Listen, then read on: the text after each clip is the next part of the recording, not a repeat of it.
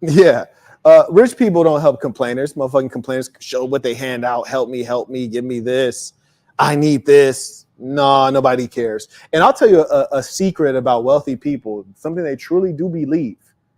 This is a secret. I don't even know if I should be saying this. I always talk to you guys about hierarchy. You know, whether they realize it consciously, wealthy people do believe that poor people should be poor. Marquett, how do you know that? Well, look at all the basketball players, the black basketball players and football players and celebrities who made it out of their hood. Did they go back and like enrich the hood?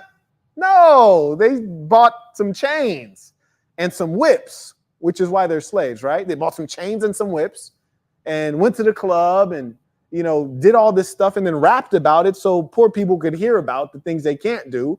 But they didn't go back and invested a bunch of money because they fundamentally believe that you're poor, you should be poor, and I'm not going to give my money to you. Same thing for Floyd. Floyd has a tremendous amount of money. He ain't go back to Grand Rapids, Michigan and say, hey, I want to rebuild the whole neighborhood and give all you poor, dumb fucks housing. I'd like to do that for you because you deserve it. No, he didn't do that because you don't deserve it. And he knows you don't deserve it. And he knows, having been where you were and got up out of it, he understands it's possible and understands your nature, which is why he's going to let you stay there. They don't ever say it, but that's what it is. And you hear dumb black folks like, we don't ever help each other. Yes, we do. You know, upper class black people help upper class black people. Middle class black people help middle class black people. And poor black people, they argue and fight and kill each other. Just like poor white people argue, fight, and kill each other. This is what poor people do. They do poor people shit. Okay, so nobody's going to help you. Focus on solutions and they'll support you, which is they show up and offer some value. I love showing up with this, not, hey, what can I do for you? That's a good question if that's all you can think of. But if you know specifically, you've observed something like, hey, I noticed you don't have fill in the blank. I can do that at no cost. And let them know it's no cost, because this is what a lot of people do, especially slimy salespeople. They show them and say, oh, hey, do you need someone to do this, this, and this? You're like, yeah. Like, oh, okay, great. I can do that. It's just going to cost you $10,000. Like, whoa, bro. Like, if you're selling me something, let me know. I can afford it. Just let me know off rip, but don't make it feel like you're doing me a favor or you're being kind to me. Don't try to like use a facade of kindness and then make a sale, because it's not going to work, because I don't trust you now. I'd rather you just show up, tell me what the price is, tell me what your offer is. People who have a good offer in business, you never have to be price shy. You have a good offer. Just say what it is. People who don't have a good offer, oh, they be bullshitting you, don't they? You know, like they're like, yeah, for just 3 easy payments of $9.99, you're going to get this and you're going to get this, and we'll give you 20% off Black Friday deal. You don't ever walk into Hermes and there's a sale. There's no sales ever. Are there? No. Never, right? Never. And in fact, they don't even let you buy certain stuff. They're like, who the fuck are you? You have to buy before you can walk in with the money. I got money. I had a homie named Kurt. I remember one time we was in Mexico, right? I used to go to Tijuana when we were 16, right? Be off some hood shit, like 3 of us. You'd be like, Quet, how you live in the hood? You going to Mexico at 16. You didn't need a passport. It was different then. So I go in at 16, me and the homies. We going for various reasons, legal and illegal. So we go into Mexico, meet a homie Corey, who's a gangster, and the homie Kurt, who's just a random nigga who happened to be a child acting star, right? So we go into Mexico. We do it all kind of turned up shit. It's like 4 a.m. The Federales pulled us over, right? While we were in there driving, it's a long story. We took some white girl's Volvo. It was like her parents' Volvo. Just drove that bitch into Tijuana, lit. So we in there, the Federales pull us over. They make us get out the car, and they tell us all kind of shit. Like, we're going to take you to jail, and whoop this nigga. Kurt's like, I got money. I got money. Me and Corey lead. I'm like, nigga, no. Nigga, no. Like, I got money. Anyways, I say that to say this. Your ass could be in Hermes like, I got money. And they won't accept your money for certain things, which is to say, if you don't have a history built up with them of things you've purchased in the past, you can't purchase the thing you really want. Same thing with Rolex. If you want a certain Rolex, you cannot buy the gold on gold presidential because you haven't bought enough Rolexes. So they're like, who the fuck are you? The money does not matter at this point. So what we have to understand is that status, time invested, those things do matter. Poor people have no sense of this. Number 4, better to fail at actually, this is a quote from yours truly. I guess I messed up the slide. But anyways, better to fail at something than to be successful at nothing. Yeah, that's what are poor people doing? Nothing. So they never fail. They never fail because they don't do shit. And here's the funny thing about poor people. They show as hell will sit back and look at you. Oh, he messed that up. Oh, I can't believe he blew that bag. Oh, he had a chance and he messed it up. They got so much to say because they're the audience. They're the audience of life. They're never on the field. They're never in the boxing ring. They're in the crowd every time. So they are successful, but they're successful by doing nothing. They never do anything. If you're a real one, oh, you're going to fail. Absolutely. Failure is the process of success. But fail at doing something. This guy, he got his ass beat for sure. And I know he got beat for sure. Because I've seen bloody spit fly out his mouth. Bam! I'm like in the crowd, like, God damn, bro, control your spit, my boy. He was getting mollywopped. It was, oh my Lord. But he dared to be great. He tried to take the king off the throne. You're going to have to show up with some shit to do that. Now he showed up. His army apparently wasn't quite up to the task, but he tried it though. I'd much rather be a lion that lives for a day than a lamb that lives forever, every day being the same. Yeah, he tried to be great and he failed, but he tried to do something. And here's the funny thing though. When you do nothing, you get nothing. When you do nothing, you get nothing. You might fail at something, but you can still get something. Here, check this out. He made money. Yeah, he failed and still got paid. What? Yeah, he failed and still got paid. Yeah, he still got paid. More money than any one of these dumb bastards that's watching them. When I was at the fight, I'm always looking around, studying and thinking. I'm looking around. I was like, I'm just calculating like, like okay, my seats were $1,000. Okay, my seats was $1,000. There's Floyd. His seats probably were not cheap, but he also probably didn't pay for them. Okay, cool.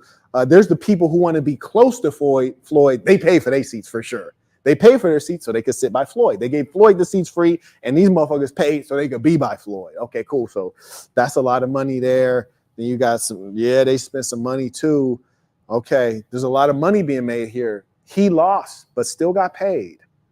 And I'm in there enjoying the bout, but also thinking about like, how does one make money here? What are the other opportunities here? Like, what do I want while I'm sitting here that I don't have, that I can add to this experience? Now, me, I have a lot of businesses going, but most people don't have a lot of businesses going. So I'm just thinking these thoughts because this is how I think. I'm not going to execute on these businesses, but this is how I think. But I'm just sitting there like, what if I wanted some nachos right now?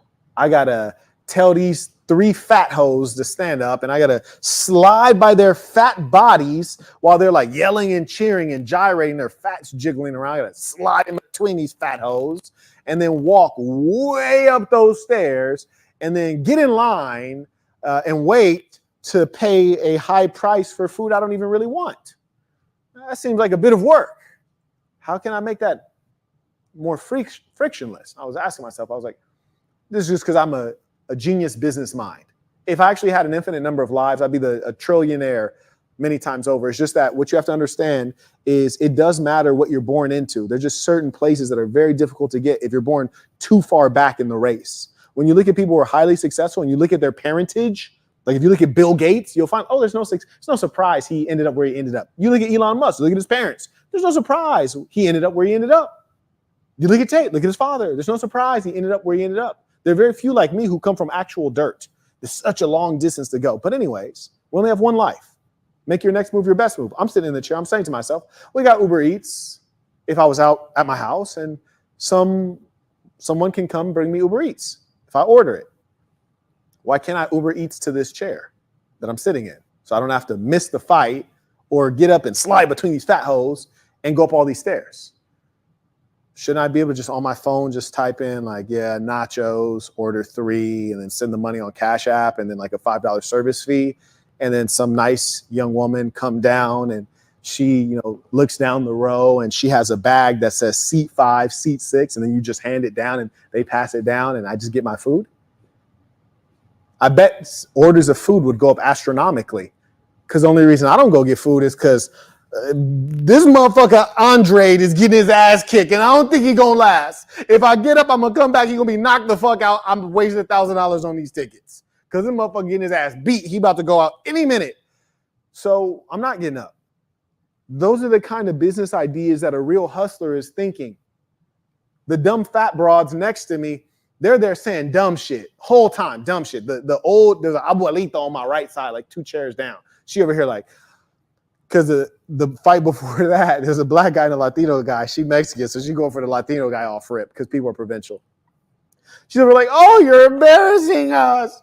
You know, like now, granted, if her old fat ass was in the ring, even when she was young, she'd be getting her ass kicked, right? Women gonna criticize shit that they can't do because we never expect women to do much, right? You know, if I was criticizing, somebody might turn around like, can you beat him?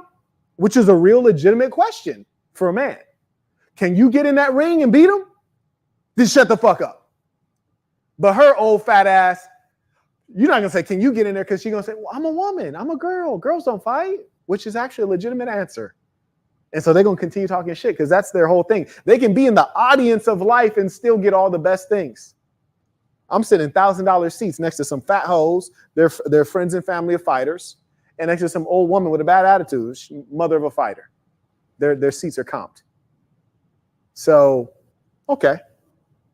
But do something, because if you're a man, you got to do something. If you're a woman, you just sit back and talk shit. Poor people talk about action, but they never do it. And you know what this means is that they're liars. This is the truth. You'll never meet a poor person that's not an actual liar. They lie about what they do, what they have, who they are. They're actual liars. You will never want to. You might meet rich people who are liars. You might. You will guaranteed only find liars at the bottom. Because part of it is the human being has an ego. We have to be able to explain a story. We have to give ourselves a story that makes us feel good such that we don't end it. Right? Because if we tell ourselves a story about how bad things are and they really are bad, what are we going to do? We're going to end it. So there's a survival mechanism in the human psyche that makes us at some level pump ourselves up so we can keep on going and surviving. So if you're a poor person who's poor because you've been behaving with low morals, you got to lie. You got to lie. You got to lie about why you're not winning, lie about why you didn't do this and that. You have to lie. I can't tell you how many times people say things and I don't trust it at all. Oh, I'm going to do this when I get that, when my money get right. You know, like everything's always in the future with them. I don't like to hear people who talk about the future too much. Be an action taker instead of a big talker. Rich will respect you. And what that means is, you know, I could say that I'm going to do you a favor, or I could show up and do the favor. Because the truth is, people lie so much, sadly. Most people don't believe anything. I remember one time I was in London. I met a gorgeous girl in London. And I told her, hey, I'm going to this country afterward. She's like, I'm from that country. I was like, oh, that's awesome. I was like, I'll see you there next week. She was like, if she was black, she would have said, nigga, please. Like, that's how she was like, I was like, yeah, I'm going to that country. I'll see you there next week. She was like, she gave me that like, nigga, you're not going to this random ass little country. You just saying that because I'm from, you're not going there. Sure enough, I end up there. Why? Because everyone's a liar. People say things they don't follow through. And if you're not able to be honest, just shut the fuck up. Now, here's the issue. We lie about the good things about ourselves, and sometimes we lie about our problems and the sides of them that cause us to break down. I always like to think of it this way. This is what keeps me going. If I encounter a challenge or a problem, which I have many, we all do, right? I always ask myself, I took an L, but was it a big L? Did I lose my life? No, because if I was dead, I wouldn't even be able to think of this. So I'm still alive, which means I can still fight. Did I lose a limb? I got all my limbs. You might say, Marquett, well, why does that matter? Well, if your ass lose a limb, shit gonna be different, right? Like if you wanted to be a boxer and your ass is off one of these, like it's, you can't box with one leg, okay? You ain't gonna get the same hoes you used to get with one leg, okay? Your stroke game is different because you can't get settled. Like things are different in life. So if you lose a limb, it's a factor. Did you lose a loved one? Like if your mama died, that can destabilize you psychologically. But if your mom's still alive, shit, let's keep trucking. You ain't take one of these L's. Life is good. You being a bitch. Whatever you think your problem is, write it down. You can assess the full size of it and actually get going. If you didn't lose your life, a limb, or a loved one, you can keep trucking. You shouldn't even be bothered. I don't care what happened to you yesterday. If you ain't lose one of these L's, you shouldn't even be bothered. You should have went to sleep disappointed and woke up like, fuck it, let's go. New day, born again. When I say limb, because like this is a character from it's called In Living Color. You know, Handyman. It's back in the day when you could laugh at shit. That's funny. That nigga show up as a superhero. This is funny as hell. He used to be flying like, I'm not getting into it. He used to fall in the window. Oh, it's lovely.